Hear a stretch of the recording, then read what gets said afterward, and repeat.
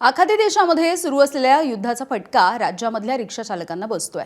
Gas मिळत नसल्यामुळे धुळे शहरामधले रिक्षा चालक देखील अडचणीत आहेत। एलपीजी गॅसच्या पंपावरती तासनतास उभं राहून देखील गॅस मिळत नाहीये। दुसरीकडे गॅसचे दर हे वाढवल्यामुळे भाडं देखील परवडत नसल्याची खंत रिक्षा चालकांनी व्यक्त केली आहे। दरम्यान एलपीजी गॅस तुटवड्यामुळे प्रवासी भाड्यामध्ये 10 रुपयांची वाढ झाल्याची माहिती देखील रिक्षा चालकांनी दिली आहे। आढावा घेतलाय आमचे प्रतिनिधी धनंजय दीक्षित यांनी।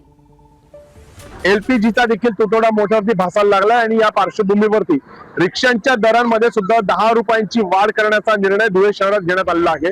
आपण जर बघितलं तर एकंदरीतच या ठिकाणी जे प्रवासी आहेत त्यांच्याकडनं 10 रुपये जास्तीचे आकारले जात आहेत। धुळे शहरामध्ये जवळपास 90% रिक्षा ज्या आहेत त्या एलपीजी वर चालत असतात आणि असं असताना या एलपीजीचा तुटवडा जो निर्माण झालाय तो अत्यंत घेणं एलपीजी मिळणं कठीण झालेलं असताना रिक्षा चालकांनी जो काही भाव आहे तो वाढवल्याचं पाहायला मिळत आहे।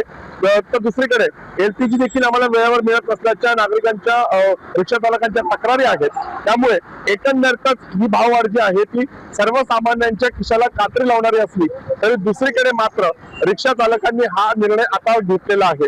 त्यामुळे किती दिवस आता ही दरवाढ राहणार हे देखील बघणं महत्त्वाचं असणार आहे। त्यामुळे सर्वसामान्य नागरिकांना रिक्षाने प्रवास करताना आता 10 रुपये जास्तीचे मोजावे लागतात। धनंजय दीक्षित, एबीपी माझा, धुळे। की आमचे जे हाल चालू आहे, आमचा धंदा होत नाहीये। गॅसवाल्यांनी गॅसचे भाव वाढवून दिले, पॅसेंजर बसत नाहीये आणि या आम्ही हप्त्याच्या गाड्या काढलेल्या नव्या गाड्या त्यांची हप्त्या रुकायचा प्रश्न आलेला आहे।